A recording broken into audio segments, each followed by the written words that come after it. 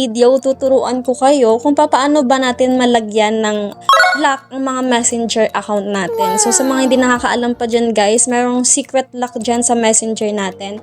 Maganda to guys para kahit may nanghihiram ng cellphone natin is hindi basa-basa nila mabubuksan. So hindi na natin kailangan mag-install ng mga apps, ayan, para malak yung messenger natin. So ang gagawin nyo lang guys, punta kayo sa messenger ninyo. Ayan, tapos punta lang kayo sa menu, sa settings, i-click nyo. Tapos ayan guys, mag-scroll lang kayo, hanapin niyo tong privacy and safety. Pag nandyan na kayo guys, punta kayo dito sa security, makikita mo na dito yung app lock. So i-click mo lang yan guys, tapos nakalagay dito unlock with biometrics. I-open mo lang yan or i-click mo lang yan guys, ganyan.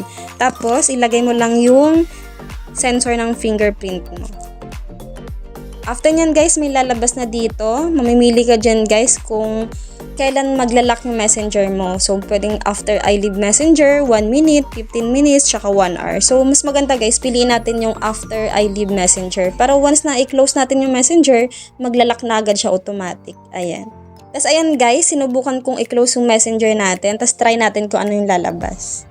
So, ganyan na siya guys. Yan na po yung lalabas. So, meron na po tayong messenger lock. So, hindi na po natin kailangan mag-install. So, ganun lang guys.